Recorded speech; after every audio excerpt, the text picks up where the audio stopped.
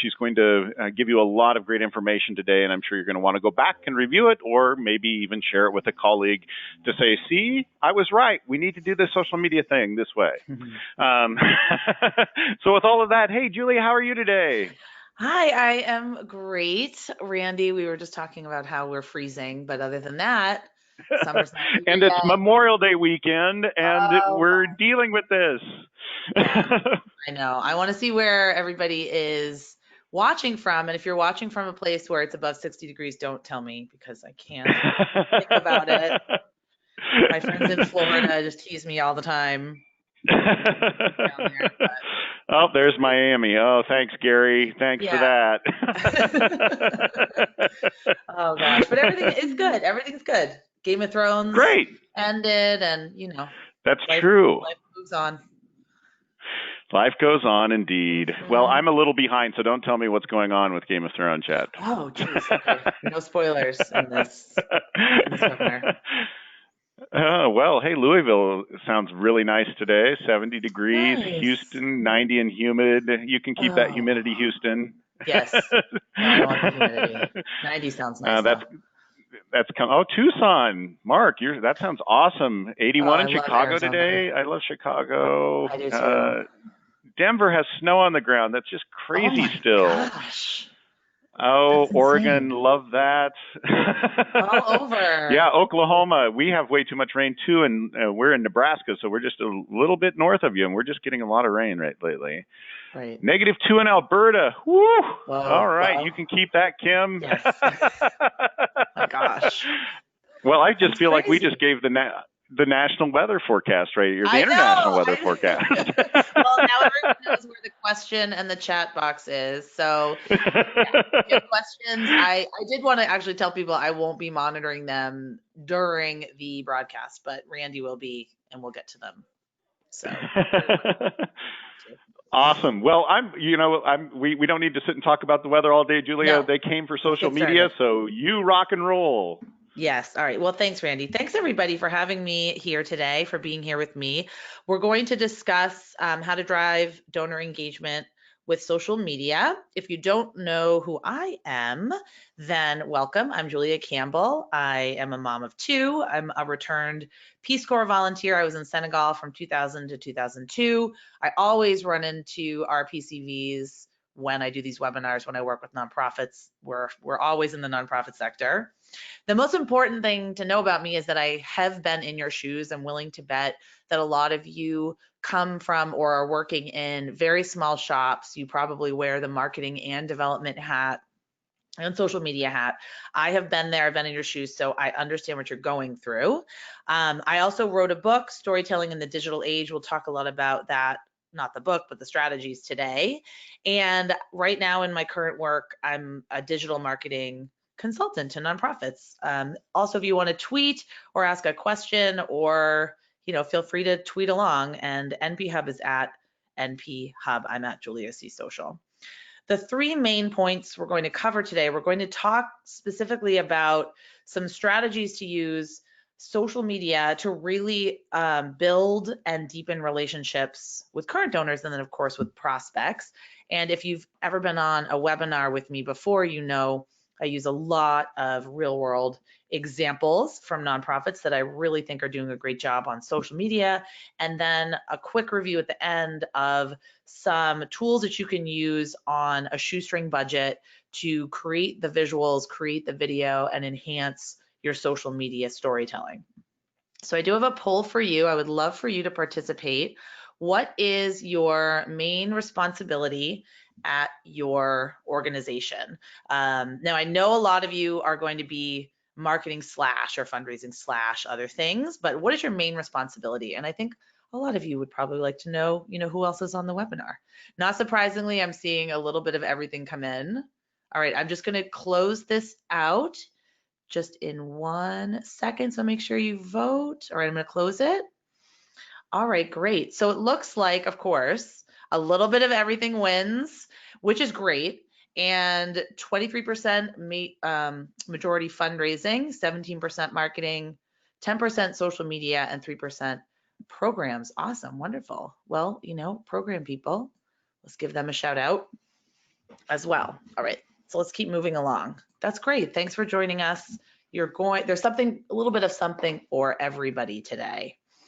I have to get on my soapbox for 1 minute because I really believe in the power of digital marketing and social media to transform communities and transform lives. I still believe that social media can be used for social good. I believe it can be used to combat this distrust in institutions, and that nonprofits especially and social change agents, we have a unique responsibility. The stories that we tell really help build and craft the worldview of the people that we communicate with. If we're not telling our stories and we're just keeping them all to ourselves, people are not going to know about the great work that we do and about the need that there is in our community.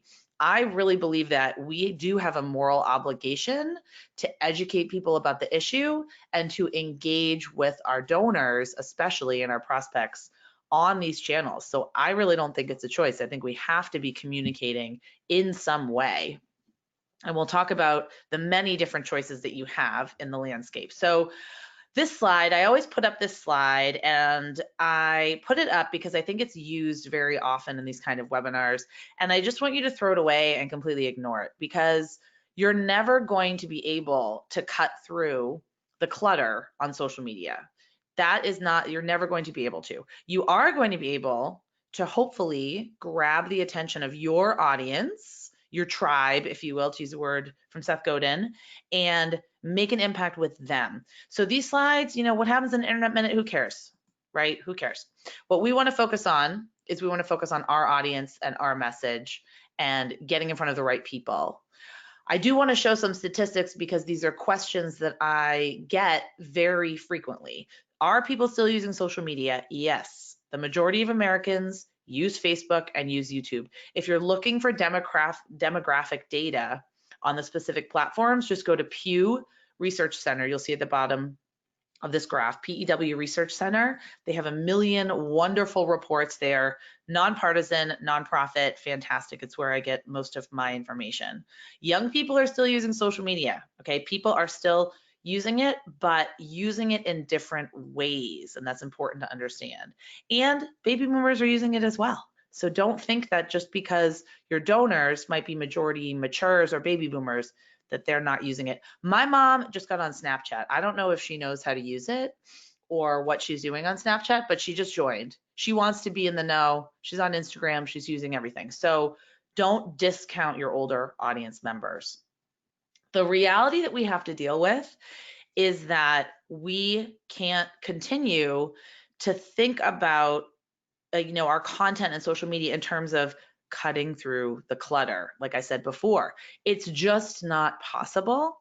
We have to really refine what we're doing and create a specific plan for our donors and our donor prospects and our supporters. This book is absolutely highly recommended. The Attention Merchants. It will scare you. It talks about advertising and marketing back way back when, from the printing press to now. It's really, really great. Important for marketers to know the history of grabbing attention.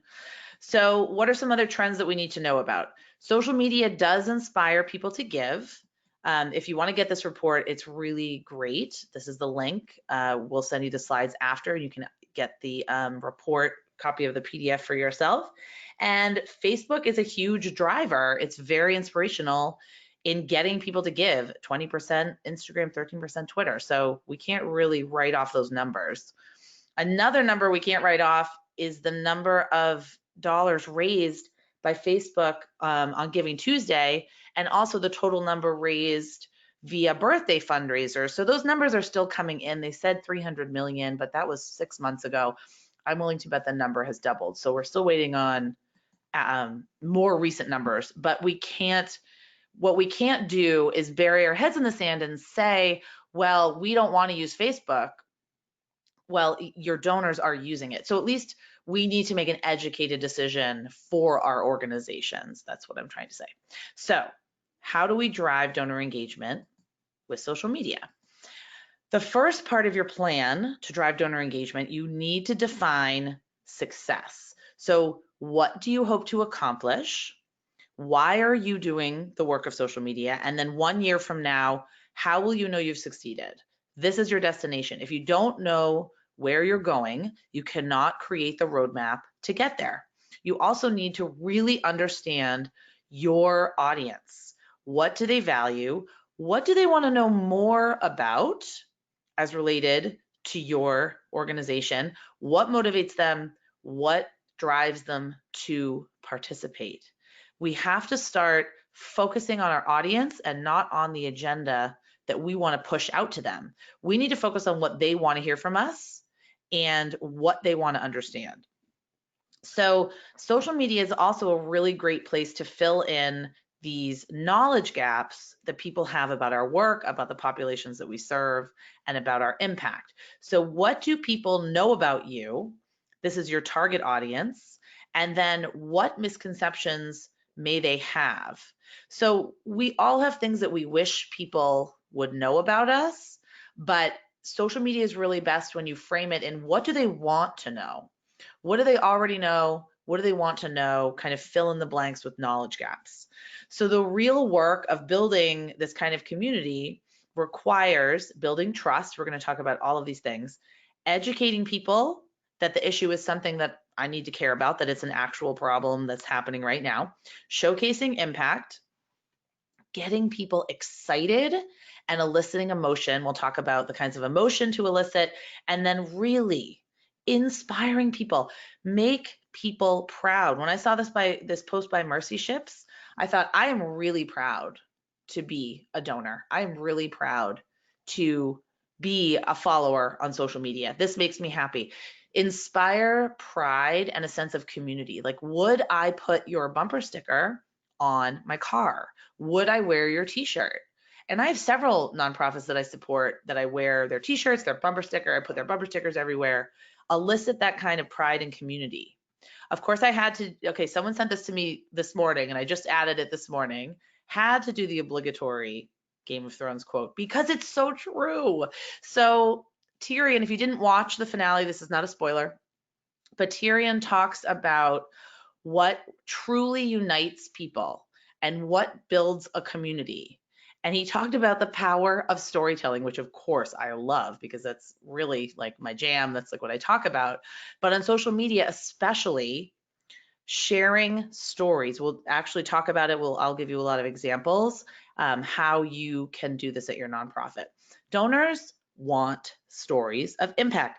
This was a study conducted by Classy and Blackbaud that showed that the kind of communications donors want revolve around impact and success stories. They don't have to be tied up in a bow and they don't have to be an epic tale like 8 years of Game of Thrones, but you do have to convey and communicate in stories, and we'll talk about that. So the impact story is your traditional story, the one that I hope a lot of you are telling, collecting, and crafting. This is really where we get into the meat of what we do. Benefits, not features. This is the why we exist, who we help, our benefits to our community, our benefits to society. It's not the what, it's how did someone feel? How are you making people feel? So when you're collecting these kinds of stories to share on social media, focus on the emotion. Also, this is a great way to address those knowledge gaps that we talked about and those stereotypes. Rosie's Place is one of my favorite organizations in Boston. You'll see this is a great Instagram post and it's a great visual and it focuses on one person, one story, and it kind of grabs your attention. It says, we met her when she was sleeping in her car in Rosie's Place parking lot. To see a video, click on our bio. It has call to action. Back on My Feet, fantastic organization. This is their website, but easily these stories could be repurposed, cut and pasted, posted on social media. What they do is they like to let their clients and the people they serve tell their own story. So they don't editorialize, they don't use a lot of copywriting, they use a lot of quotes. Myra New England, they do kind of a combination of quotes straight from the people that they serve and editorializing and copywriting. They never show faces, they never show names. They always talk about their impact in this framework. You know, a woman has completed her 30-day program and is now entering phase 1 of her full whole person care program. So they celebrate milestones and they talk about it in a way that is really universal and relatable. Best Buddies, they share a lot of stories on social media that are from the mentors and the mentees' perspective, right from, they take the words right from them, what they've written on social media. This is a great tactic because it's not difficult to do. It doesn't require a lot of copywriting. And also it's not long, but it helps piece together the story of Best Buddies. So this is Feeding America. Again, fantastic example of showing, not telling. And the caption provides the context to the rest of the post. So they don't really need to say too much because we clearly can see what's happening. They just need to give a little bit of context. I encourage you to think of your social media posts as dots in a big connect the dots picture. So your organization is so much bigger than any social media channel. Your organization's work and programs and services so much bigger than one Instagram post. But all of the posts and the tweets create a fuller picture of your organization. They should be used as connect the dots. They're like breadcrumbs. I'm sorry, and I have a little cold here because, like I said before, it's freezing outside. So forgive me if you hear me sniffling a little bit. All right, other stories to share, insider stories. Who volunteers, who works with you, why do they do it, what have they learned, what has been their best experience, what was the hardest. People love this behind the scenes insight. They like to connect with humans. They want that human touch, that human experience, that human connection on social media, because that's really, at the end of the day, what's going to get them from passive to passionate, is the connection, that listening to these relatable, universal human experiences. Giving shout out to volunteers. How about every single nonprofit needs to be jumping on things like National Volunteer Week, or there's National Philanthropy Day, there's National Donor Week, there's Giving Tuesday. There's a lot of different social media campaigns that you can be jumping on and leveraging because people are searching on these topics and using these hashtags. Having a storytelling campaign of your own and showcasing the amazing volunteers, the amazing staff members who make the work possible. Also, this is a great form of social proof. Leon Winston arrived at Swords to Plowshares as a client, and now he's our COO. Social media should be used to build trust and affinity with your organization. Like I said, those breadcrumbs. So we can't just simply elicit emotion. We can't just simply pull heartstrings. We need to be focused on building trust, showing people we're ethical, showing people that we have impact. When you share an article about your organization, such as this one, the alarming statistics, if your CEO or executive director, anyone is featured in the news, please don't just post a link and say, read about us in the news. Provide some context. Tell me why this is important. This helps show me that, wow, the Washington Post called Catherine D'Amato. I mean, I might not say that in my head, but I certainly say it, wow, that's really cool. They must know what they're talking about. It also showcases that it is a problem. It showcases that you're walking the walk and not just talking the talk. Also, showcasing your donors. What better way to create community and deepen relationships with donors than to feature their stories, their quotes, their perspectives on your social media channels? So ask them, why do they give? Why do they continue to give? What does this mean to them? You can feature donor spotlights in your email newsletters, on your website. You can feature them on social media. You can do a video series. There's a lot of ways to do this. Donor spotlights are not the best way to get people to give money. So that's very important, because when I give money, when any donor gives money, they want to see the impact of the work. They want to hear that impact story that's going to create that emotional attachment. But when you share donor spotlights, it helps create community. Social media should be about building community and building your tribe. People like us do things like this. This is us. This is me. I see myself. I understand this. I'm in the right place. That's exactly what should be inspired by social media posts. I love this. I hope my donation will help other people struggling with finding their way in this world.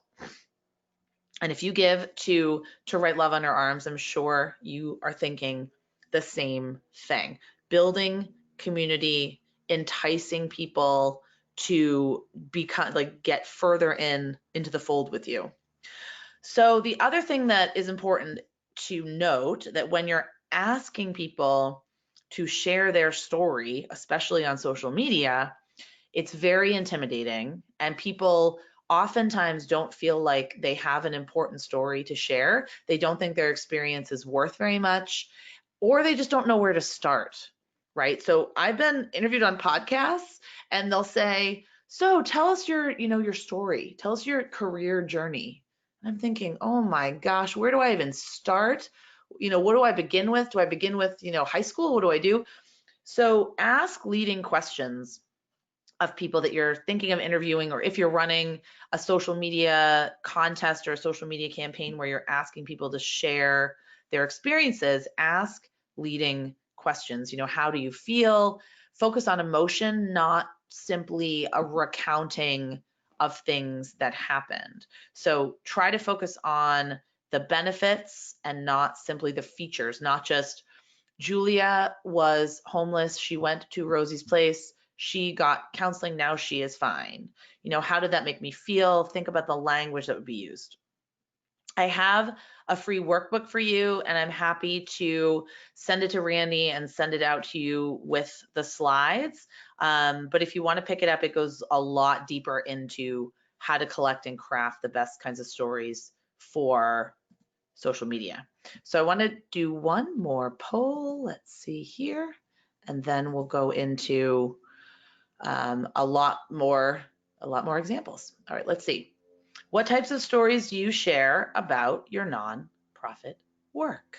I would love to hear. Storytelling is the best way to build trust, to create that sense of community, and to really show people the impact of your work. I mean, we are just not debating that. Okay, I'm going to close this out in 3, 2, 1. Okay, I'm going to close this. Okay. Well, 58% of you share impact stories. That's really wonderful. 8% insider, 4% donor, 18% share community stories, and 13% we don't share stories yet. Hopefully this will inspire you, and hopefully we can address some of those common challenges that you might have.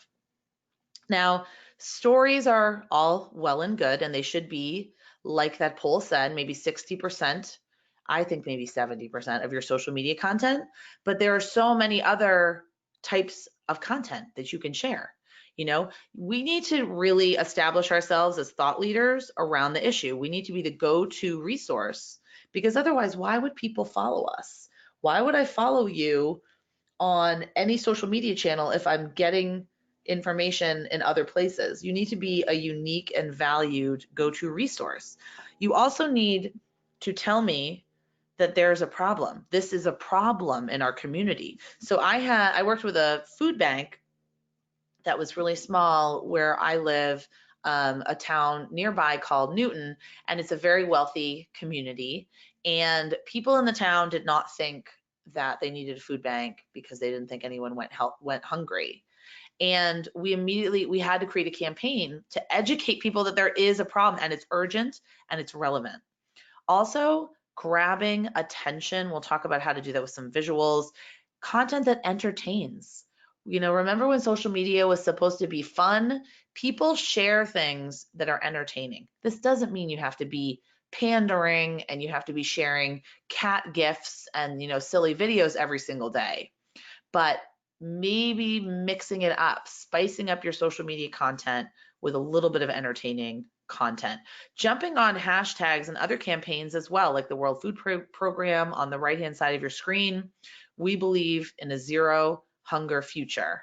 Do you? So it's almost a challenge, and actually I love this question because it's exactly what I'm saying about people like us do things like this. If you don't believe in a future where every child has enough to eat, you're not going to click on that.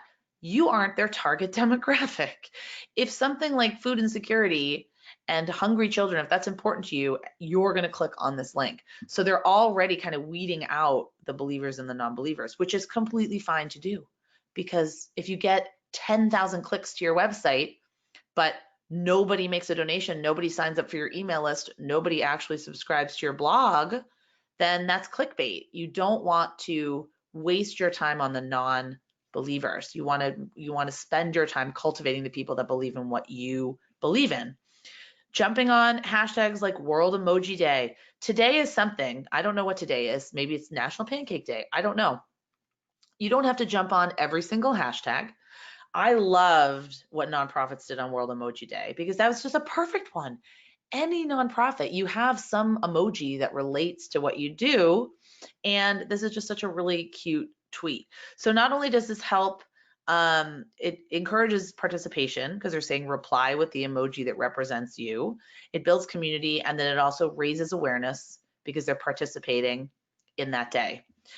If you don't follow the TSA on Instagram, you absolutely have to. They are probably, I really think they might be one of my top 5 favorite Instagram accounts because they found their voice.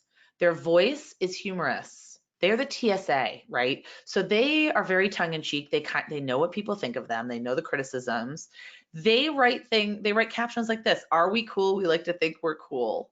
I mean, they really know, and they figured out how they want to sound and who they're talking to. And by doing that, they're setting themselves apart, and they're really creating a vibrant community on Instagram. It's TSA. One of my other favorites is the IRS, and I'll show you why. It's bizarre, but they do a great job because they know who they are and they know who they're talking to. Sharing information that is just simply helpful. Why does everything we share have to be a promotion or asking for something or a fundraising appeal? Just share things like this. You're valuable, you're loved, your identity is valid. Just these little helpful things. And this is what spreads on social media. This is what gets shared and retweeted and reposted. Being helpful and being a go-to resource. 8 tips for a perfect hike with kids. This is the American Heart Association. This is their Instagram story, and they shared 8 tips for a perfect hike with kids. It's useful, it's informative, and it's of value to their community, and it relates to their mission. All right, so let me see. So what are some tools and platforms that we can use and focus on? Now, I know all of you are asking, and there probably are questions in the questions box. Julia, where do I need to be on social media? Which platforms should I focus on? What should I prioritize?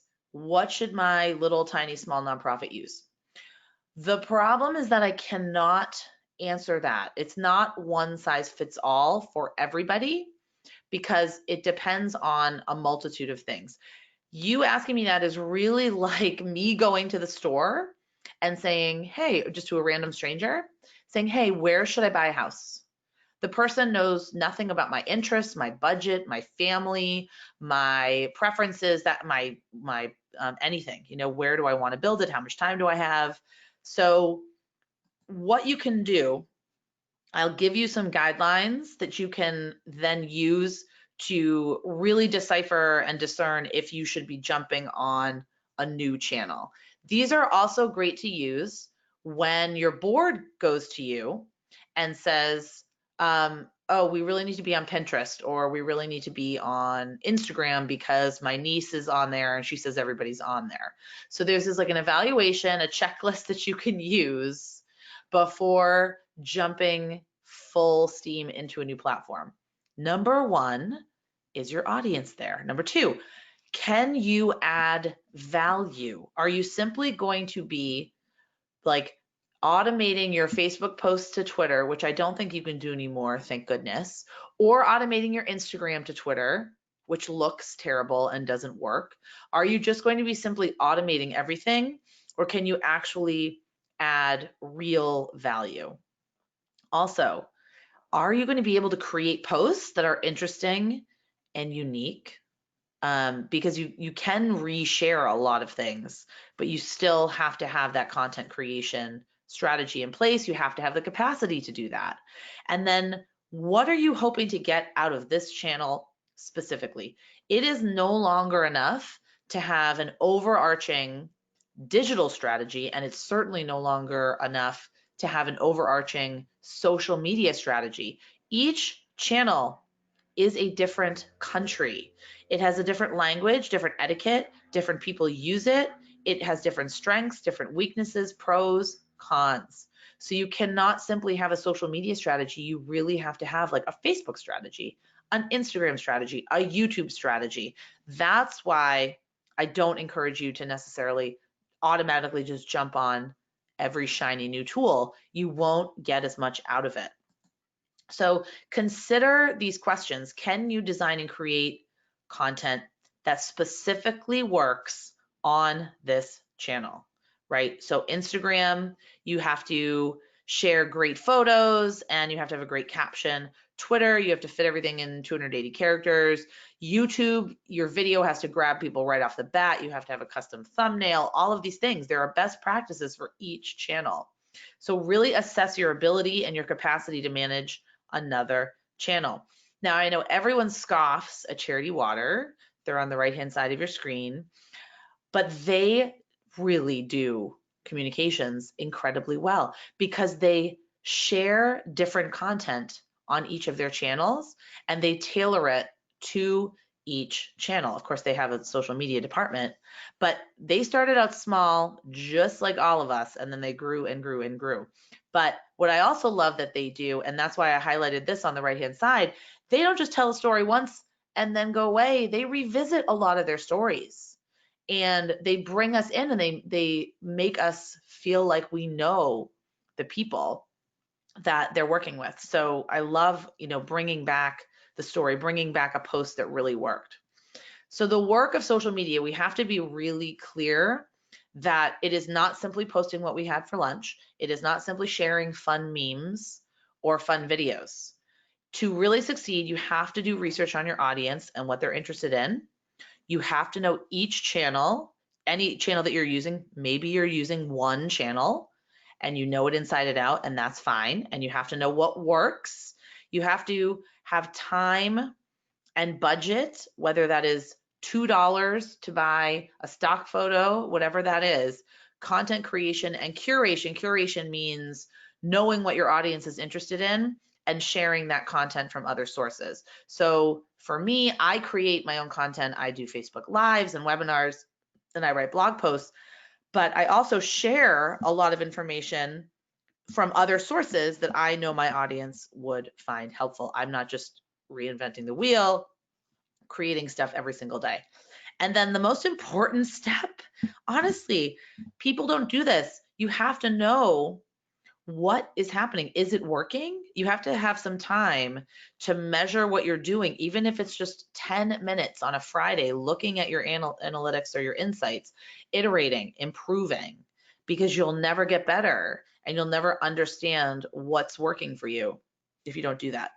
So I said I would talk to you about the IRS social media strategy, which I love. I think it's one of the most clear and best laid out social media strategies out there. It's funny, it's the IRS, but they use each channel for specific audiences and towards specific purposes, which I really love. And they just created an Instagram account that's actually really pretty cool.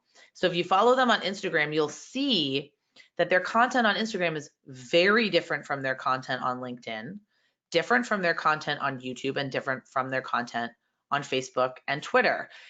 Their content for Instagram is designed to catch the eye. It's very colorful. It's a little more fun. It usually has music. It usually has movement, but it is designed specifically for Instagram.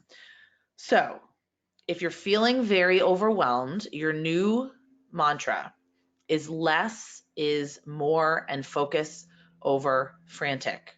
Do 1 or 2 channels really well. Get to know your audience on those channels. Get to know what kind of content works on those channels. Understand your posting times. understand your frequency. If you post once a week or twice a week, less is more. Simply being on all of these channels is not enough anymore, certainly not enough for a strategy. And your media studio, welcome to your media studio. It's your phone. It's your phone. I have a Google Pixel, highly recommend it, absolutely love it. I know a lot of you probably have iPhones. You can create all of this content with your phone, just with your smartphone. So this is, it kind of got cut off on the bottom right-hand side. This is from the Red campaign. They create graphics like this all the time. They take a photo, they take quotes, they have a Lady Gaga one. I share their stuff all the time because it's just really great stuff. But they create it all on their own. You can use free and low-cost tools to do this. There are many tools out there. We'll talk about some of them. You can take videos using your smartphone, I promise you. So even if you have a tripod, even if you have just a ring light that you can buy on Amazon for like 15 bucks, put it on your phone, give some more lighting. You can have a lavalier mic that hooks up to your phone or a Bluetooth mic. There's a lot of ways you can augment your video just using your smartphone. This is not to say you can't use videographers, but we're talking about social media here. If you're trying to create a video for your, 50th anniversary gala, then you probably need to spend some money on a video production company. But if you're just creating in the moment videos for your organization, your smartphone can really work very well. Live streaming video. Live streaming video is hugely popular. It's the most engaged with form of content across all platforms. Live streaming videos are watched 10 times longer than regular videos. And you can absolutely do this with your phone. Instagram and Facebook stories, they are taking the web, social web, by storm. So Mark Zuckerberg said that stories are going to overtake the Facebook feed by, I think he said 2020, or they're going to be posted twice as much. And certainly on Instagram, people are engaging with and interacting with stories a lot more than they are the perfect sort of, photoshopped, edited, filtered Instagram feed. This is because we have a desire for raw and authentic content because we're so tired of seeing, the Kardashians and all these like perfect celebrities all over our social media feeds. We want authenticity. We want rawness. We want people to be vulnerable. We want behind the scenes exclusive information. So think about live streaming. Think about exploring Instagram stories and Facebook stories. Short and sweet, poignant and authentic. One of the most intriguing and interesting comments that I've heard in a webinar that I took recently, or it wasn't really a webinar, it was more like a video from Gary Vaynerchuk, who's not everybody's cup of tea, but sometimes he says things that really resonate with me. He said that your social media should be more like a documentary. It should be documenting what you're doing rather than having like a perfect content strategy. So think about using social media to document rather than thinking about, oh, I have to have this perfect social media calendar and I have to create all this content. So it can be a mixture, but short, sweet, poignant, authentic, that's what people crave. That's what people want. In the moment insight is really great. If you can be timely, if you can comment on news, if you can comment on something that's urgent, something that people are talking about, that's really helpful because, that's really why we use social media. You don't want to comment on something that happened 3 weeks ago. You want to comment on something in the moment. Also, thanking supporters if you're having a campaign. This is a fantastic way to drive more attention for your campaign, but also to really acknowledge people and make them feel like you see them, that they are appreciated, and that they've done something meaningful. On Giving Tuesday, I saw a lot of live streams. I saw something on Periscope. Feeding America did a wall of thanks, and they just did a live stream all day with people coming up, different staff members, thanking donors, thanking supporters, thanking their sponsors, thanking them in real time. So these are all things that you can do with your phone. Some of my absolute favorite tools to use. Oops, and I'm just going to take a little sip of water here. Canva, of course. If you use Canva, then you are jumping up and down and saying, oh my gosh, I love Canva. They have a special discount for nonprofits if you use their premium account. I don't use their premium account. I mean, I just use their regular account, and I've probably spent, $20 in my whole life on Canva, because what I do is I create a template for my blog posts. I purchase stock photography. So this photo that you see on the right-hand side was $1. And that way you make sure that you don't run afoul of copyright laws, and you get these great original graphics that not everybody has. So Canva is my absolute favorite, 100% like must have for nonprofits. Animoto is great for video, and Animoto also has a discount for nonprofits.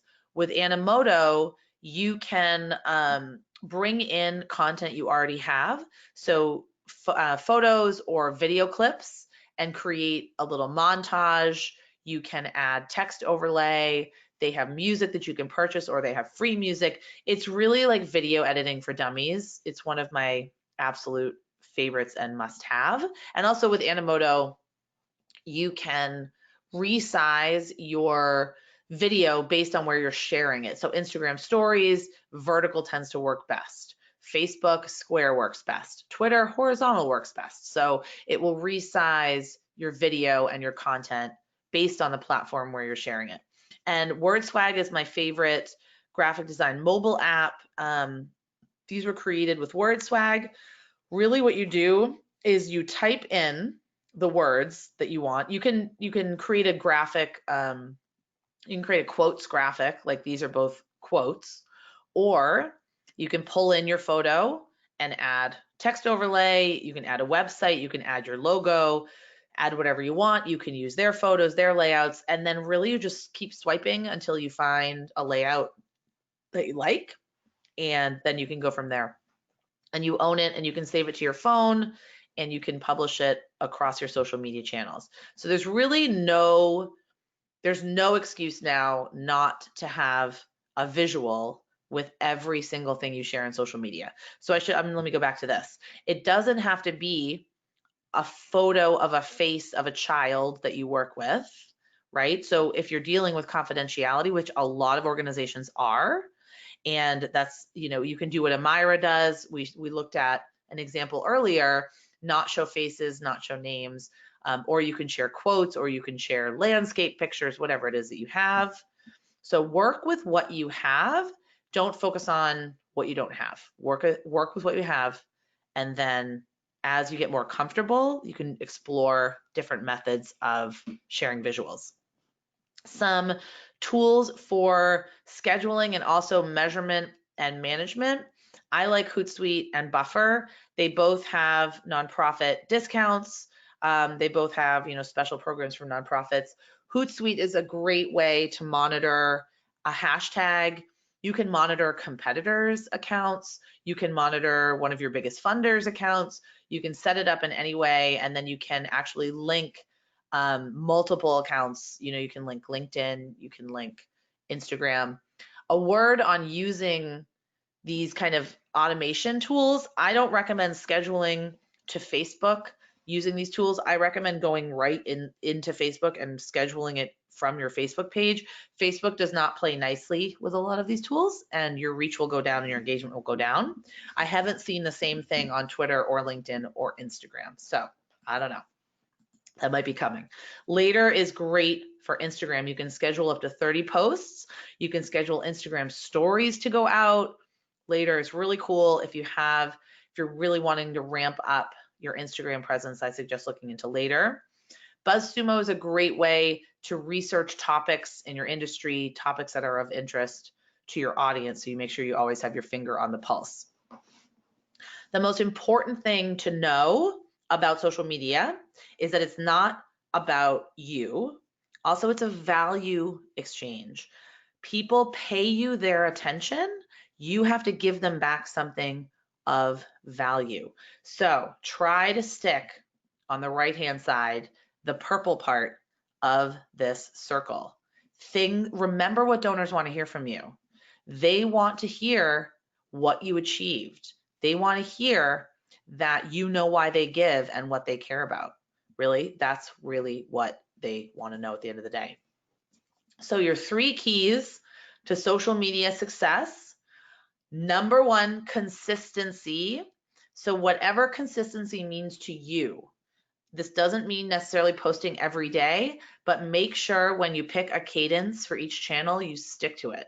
And that just means whatever your capacity can handle. So showing up regularly, being present, answering questions, monitoring comments, and not just kind of posting and leaving. Content that your audience actually wants to see, content that your audience will engage with, content that your audience is craving from you and that only you can give them. And then I think what's really important, I think confidence is hugely important. So we need to be more confident in what we're sharing, confident in our voice. This doesn't mean you can't change things up and do something different every once in a while, but confidence in who you are, confidence in being yourself, confidence in your mission and in your work, and just confident that you are working to really build a really great and vibrant community. All right, so that is what I have for the formal presentation. I'm sure there's a lot of questions. I usually get a lot of questions during this kind of webinar, which I'm happy to take. If I also run a totally free, like ad-free social media Facebook group, and I would love to see everybody in there. A lot of you might already be in there sharing resources, support, advice, tips, tricks, and the rest of it. So, all right, so let's get to some questions. Do we have any coming in? Yeah, we do. We have plenty. Great. Let's see here. How do you research your audience? Oh, that's a really great question. Yeah. Well, there's a few ways. One, just to learn about what kind of content they like and who, demographic data, you can look at your insights wherever you're active. So you can look at Instagram insights, Facebook insights, Twitter analytics, and you'll get an idea of who they are, based on age, where they come from, what time they're online. And then you'll also quickly get an idea of what kind of content they want to hear from you, because you'll see what posts have worked the best and what posts are, kind of falling flat. Another way is just to do a donor survey. So donor surveys are not perfect by any stretch of the imagination, but combining maybe an email survey, you could do it with SurveyMonkey, you can do it with a Google form. Also, talking to your donors. Anytime you interact with them at events or your annual appeal letter, or just calling them on the phone, having a focus group, having a lunch, having a breakfast, talking to them and finding out really what they want to hear from you, what they want to know more about. Excuse me. So yeah, it's not very easy, but you can do it. I'm gonna have some water. Yeah. Sorry, I apologize. I know you've got that cold going on, and that's no fun. And allergies too. I'm sure everybody has allergies, and 'tis the season, right? I love spring, but it's killing me. Yeah, and I've started to get those, by the way. I guess you get it later in life. Yes, I never had allergies before. I'm not kidding. I know. They're killing me lately. So do you have any tips for staying up to date on trending hashtags or what each day's national day is? And by the way, today is, someone told us that it's Buy a Musical Instrument Day. Thank you, Paula, for that information. Amazing. That's great. Well, there are two questions here. One is relevant and trending hashtags, and then other is cause awareness days. So to keep track of hashtags that are relevant to you, that requires some research. So you need to look at what your competitor, I hate the word competitors. You need to look at what other people in your industry are using, all around Twitter and Instagram specifically. Also just search keywords. Twitter and Instagram are fantastic search engines. And if you search, you'll find posts that will use your keywords, and you can kind of see the configuration of, the hashtags that are being used. So and they're not usually what you think. So the nonprofit technology hashtag is hashtag NPTech. That's just what the hashtag is. That people are using. So you do want to do some research, look at what other people are using that are in your industry or have your audience, look at what your donors are using. So you do need to do a little bit of research, think about what makes sense for you to use. And I always recommend for Instagram to use the same 5 hashtags in every post. Because that helps you really start building momentum, and people follow hashtags on Instagram. So you can follow a specific topic, but you don't have to follow every single person that posts about it. But if you keep using those hashtags over and over and over again, then you'll get visibility. But they have to make sense. You can't just do the most popular ones like hashtag love if that doesn't make sense to you, because that will look like spam and it won't make sense.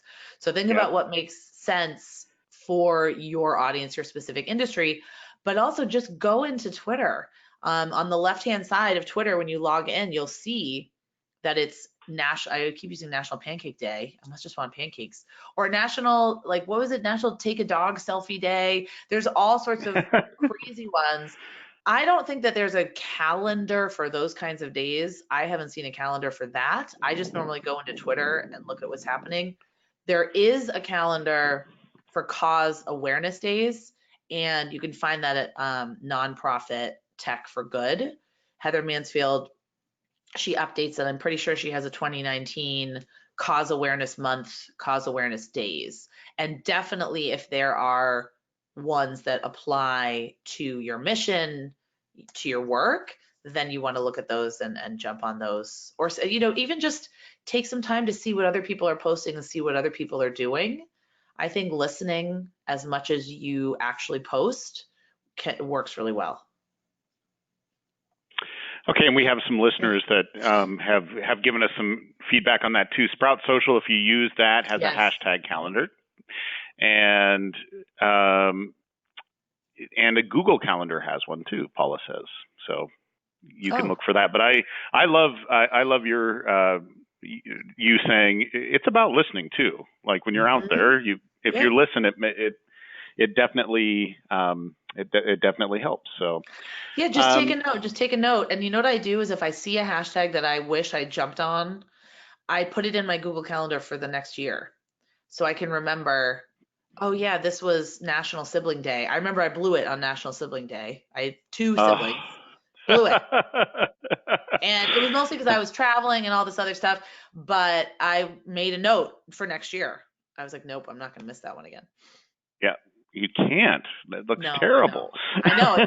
Both of them tagged me in something. And I'm the social media person, right? And I was like, oh, I couldn't do it. That's that cobbler's son thing, right? Yes. So someone asked about how long should a weekly Facebook Live broadcast be for good engagement, do you think? Oh, wow. Well, that's a tough one. So they were weekly, but they're sort of bi-weekly now. I find that you can't really get a critical mass of people watching until maybe 10, 15 minutes in. So it depends if you want people watching you live. If you just are using it sort of to kind of get comments, but you want it to be an asset that you have later, it doesn't have to be that long. I mean, I don't think people watch videos longer than 30 minutes. I don't even think they watch 30 minutes, but maybe they do. So it just really depends if you need it to be live. If you're trying to get that engagement while it's live, you do need to go longer than 10 or 15 minutes. But if you just want to, maybe get a few people that watch it live, but then have it live on your page as a video and get more reach later, it doesn't have to be 10 or 15 minutes. But that's just been my experience. Another thing that someone told me to do that I've been meaning to do, because all of my Facebook Lives are very long, the ones I have done, they're 30 minutes, 45 minutes. You can take the audio and put it in a podcast, or you can do what I do is I download my videos and I put them on YouTube. So just make sure you're repurposing your Facebook Live also after the fact. It's a great All question. right. This one might be kind of interesting, but we'll see. Okay. Every time she posts a link to the fundraising platform on Facebook, her exposure goes way down. But normally she'll get about 100 or so reactions on simple non-linked posts. Is that Well, some sort of that's Facebook interesting algorithm because, or? well, okay, so I don't know if you're talking about the actual donate button, like Facebook's fundraising No, tools. this is a link off to a donation software. Oh, yes. Well, okay. So Facebook said they are eliminating the donate button unless you're using their ecosystem. Also, I suspect that they are not sending traffic to outside websites. Now, this is pretty nefarious and cynical, and I don't know if they're doing this, but I'm willing to bet that they really want to encourage everybody to donate through their platform. So, Yeah, and I could totally see why, as a company, you would want to do that. absolutely want to do that because then I mean, there's two Well, ways to look at it. There's a cynical way, which is let's get everyone's user data and keep eyeballs on our website and everything like that and make people feel good about us. and But also, take the percentage of sales. no, they don't. They don't take a Oh, they percentage. don't. Okay. No, Oh, they nice. do not take a percentage. If you're raising money for a 501c3, a registered 501c3, they don't take any money. Okay. But I mean, oh man, if we want to talk about Facebook fundraising. So the main problem with Facebook fundraising tools is that nonprofits often don't get the donor contact information And that was a because, concern that Eric had. Just he had yes, mentioned that. yes. So that's the main con. The pro is that they're incredibly easy to set up and easy to use, and they break down a lot of barriers for people that have never given money or raised money before. So for somebody like me, I mean, I've set up GoFundMe's, I've set up all these things for nonprofits. So for me, getting me to give money, getting me to raise money is not a big hurdle. But for somebody like a good friend of mine who was really skeptical about nonprofits, the trust in institutions we talked about, she set up a birthday fundraiser because her dad died of brain cancer, and she set up a birthday fundraiser in his honor. And she'd never participated in charity or philanthropy, but it was so easy to do. And everybody was saying that they wanted to contribute, they wanted to help. And she didn't want more stuff. So there's definitely the pros and cons. I think the pro is getting more people in the philanthropic spirit, but certainly the con is that nonprofits, just like everything else on social media, we have zero control over how anything happens. We don't. And we also need to remember Facebook is a business. The only people it's concerned about are its shareholders. That's it. It's not even concerned about its users. And that's just reality. So I think we need to, we get mad that they're not giving us the donor data, but of course they're not, because they don't have any incentive to, and they want to protect the user even before us. So I think it goes like stakeholder or shareholder, user, nonprofits is probably the last people. That's just the reality. So we don't have control over these channels. We just have to leverage them and take advantage of them in the best way that we can, all while understanding that, they are businesses. Yeah, I wholeheartedly agree with all of that you just said. It is really interesting how the Facebook donation works, and quite honestly, I don't know that all of the donors that gave to your cause would even fully know, because it No. comes down to the fact that it's a friend, that they're just Yes. like, oh, it's my friend, I'm going to give to that because I care about my friend. Exactly. But it works magically. I think that, just for one last point on that, focus on the people that are raising the money, that are donating their birthday. Don't focus on me who gave $5 to my friend's birthday fundraiser. Like, you're never going to cultivate a long-term relationship with me. I only gave because of Bonnie. Don't worry about me. Certainly if I want a thank you, send me one, but don't worry about me. Cultivate a long-term relationship with Bonnie, because she's the one that did the fundraiser for you. She's the one that has the emotional connection to your mission. So Focus on the Right. people raising the money. And you do get their information, and there's ways to connect with them. So, woohoo! I love that. That is so true. And another real quick point on this, because I had sure. some personal experience with this. I'm on our local Playhouse board, our local community theater, and they were trying to raise $10,000, and they were going to do part of it on Facebook. So they put out a $3,000 or $5,000 ask. And I said, you know what? I'm going to raise money for you, but I'm not going to share your ask. I'm going to do a personal ask of a portion of that. And it worked so slick. And so then they changed their strategy, and they asked 5 key people to split it up and make the ask separately. And they raised it so much more quickly because you feel more positive about giving, you're not putting a drop in an ocean. You're, giving substantially to a friend. And it's a social I think proof, Yeah. And it's also your story. You probably told your story of why you're connected, why it's important to you. Yep, exactly. It goes back to the power of those personal stories. Yeah. Well, there's tons more questions, Julia, but we are over time. And someone said that they're really enjoying this discussion, which leads me to say, you know what? We need to do one of our podcasts together. Sure, I would love we could do one all about Facebook fundraising. I'd love to talk about that. So I will have Parker get in touch with you, but otherwise, thank you so much for your time today. You go out and have a great Memorial Day weekend. Try to find some warmth somewhere. Gosh, I know, right?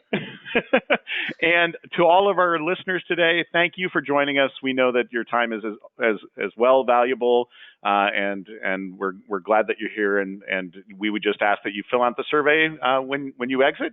That's your only form of payment to us. And again, thanks everyone. And you all go out and have a good Memorial Day weekend. Canada, you do too. Thank you. Thanks so much, Randy. You bet. Bye-bye.